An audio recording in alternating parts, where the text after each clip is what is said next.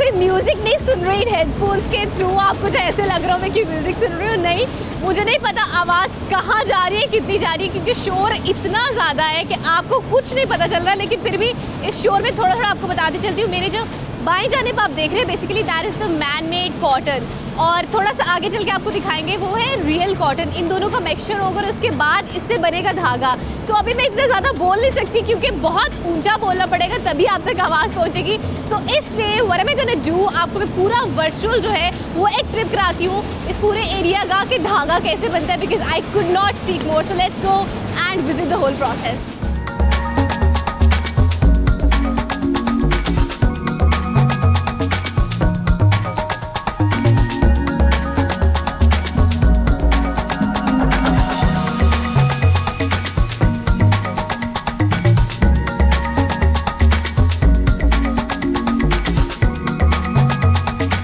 अभी मैंने आपको दिखाया कि दो कॉटन्स किस तरह से मिलके स्ट्रिंग्स बनते हैं मोटे मोटे, और वो स्ट्रिंग्स किस तरह से धागे में कन्वर्ट होते हैं आप यहाँ पे देख सकते हैं।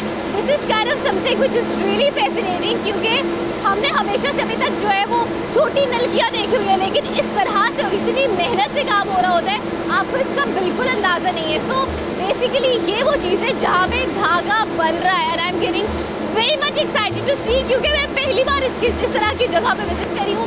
खैर यहाँ पे बहुत ज़्यादा शोर है, आई जस्ट एम होपिंग कि आप तक मेरी आवाज़ पहुँच जाए, लेकिन पता नहीं पहुँच रही है कि नहीं। लेकिन फिलहाल चलते हैं नेक्स्ट स्टेप पे और आपको वो दिखाते हैं कि वहाँ पे क्या होता है।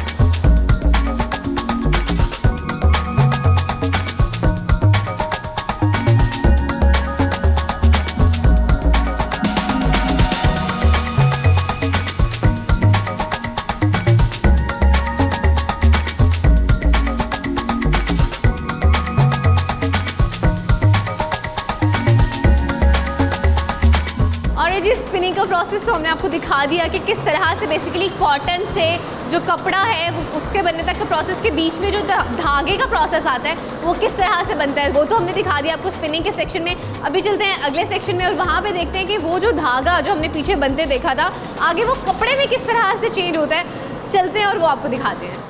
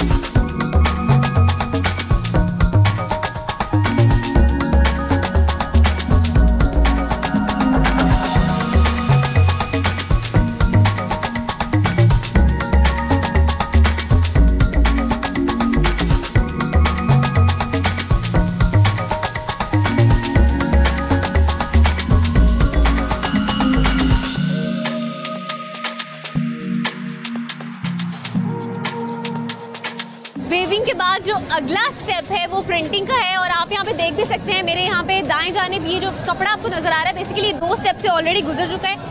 इसकी ब्लीचिंग भी हो चुकी है और साथ ही साथ इसकी डी साइजिंग भी हो चुकी है। डी साइजिंग का मतलब ये होता है कि पिछला जो हमने प्रोसेस देखा उसमें बेसिकली इसको माया लगाई गई थी, तो माया भी खत्म की गई है, उसके बाद ब्लीचिंग की गई और फिर उसके बाद इसको इन रोलर्स के थ्रू गुजारा जा रहा है। इस बेसिकली प्रोसेस का अगर स्पेसिफिकली नाम बताऊं तो इसको रोटरी स्क्रीन प्रिंटिंग कहते हैं। यहाँ पे आप देख सकते हैं ये जो रोलर्स लगे हुए हैं ना इनके ऊपर स्क्रीन्स है जो कि डिफरेंट कलर्स दे रही है और डिफरेंट प्रिंट्स दे रही है। जिस तरह से मैं आगे मूव करती जाऊंगी आप देखेंगे डिफरेंट रोलर्स पे डिफरेंट प्रिंट्स हैं जो डिफरेंट कलर दे रहे हैं। यहाँ से पूरे प्रोसेस से गुजरने के बाद एंड पे आपको नजर आएगा कुछ हीटर्स होते हैं जो हीट से उनको प्रेस करते हैं और जो उसका परमानेंट कलर होता है वो रह जाता है। सो बेसिकली ये प्रिंटिंग का प्रोसेस इस तरह से प्रिंटिंग होती है कपड़े पे।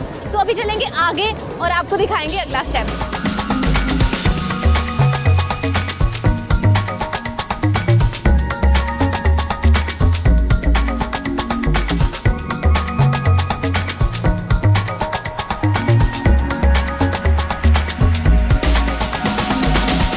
अभी मैंने आपको दिखाई थी रोटरी स्क्रीन प्रिंटिंग। अभी मैं आपको दिखाने लगी हूँ डिजिटल प्रिंटिंग। जैसे कि आप देख भी सकते हैं, पीछे आपको रोलर नज़र आ रहा होगा। इस पर ये सफ़ेद कपड़ा है, ये सफ़ेद कपड़ा आगे जाता है, आगे पूरे का पूरा प्रिंट जो है वो इसके ऊपर छप जाता है। बेसिकली जो पिछला तरीकाकार था वो थोड़ा सा एक पुराना तरीकाकार था, ये जो है it's a little bit different. यहाँ पे आप देख भी सकते हैं, ये जो है ये इसको प्रिंटिंग हेड कहते हैं।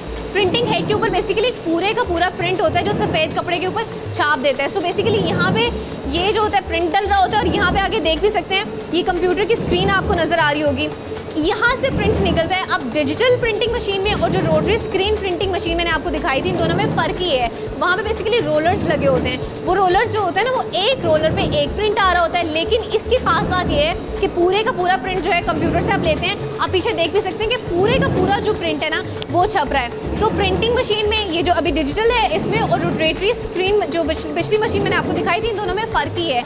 दूसरी कह लें कि एक अच्छी चीज़ ये है कि इसमें बेसिकली कलर की कोई लिमिटेशन नहीं है। नोज़ल एक होती है, नोज़ल से स्प्रे होता है कलर, इसमें कलर्स जितने मर्जी आप रख लें। पिछली मशीन उसमें क्या होता है कि मैक्सिमम या तो 12 रोलर्स इस्तेमाल हो रहे होते हैं या 15 रोलर्स इस्तेमाल हो रहे होते हैं, मतलब कि कलर्स की उतनी लिमिटेशन होती है।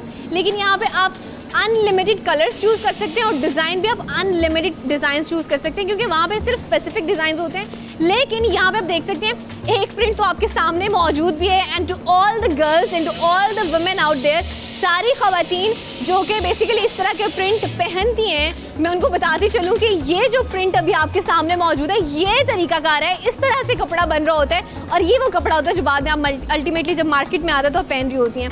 फिलहाल ये मैंने आपको दिखाया, पिछले आपको मशीन दिखाई, अभी चलते हैं आगे और इसका लास्ट स्टेप आपको दिखाते हैं।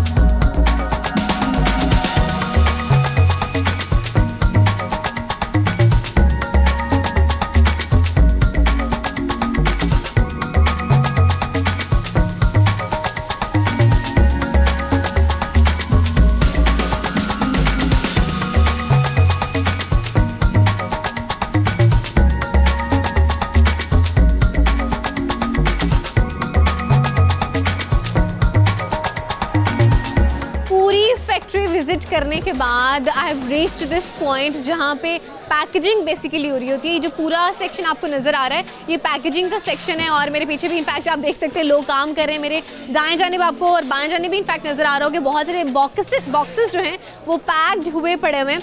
इनफैक्ट अगर हम देखें तो यहाँ पे कुछ ऐसी प्रोडक्ट्स हैं उनकी पहले प्राइमरी पैकेजिंग होती है, जैसे कि एज एन एग्जाम्पल आपको दिखाती चलूँ। अगर आप ये देख रहे हैं, ये बेडशीट आई गेस, इसकी पैकेजिंग हुई है, इसको प्राइमरी पैकेजिंग कहते हैं। इसके बाद इसने बॉक्स में पैक होना है which is called as secondary package. So इसको कह लेंगे पूरे प्रोसेस को ये पैकेजिंग में आ जाता है, और ये एक फैक्ट्री की कह लेंगे लास्ट स्टेप होता है, और यहाँ से it's ready to get out of this whole thing.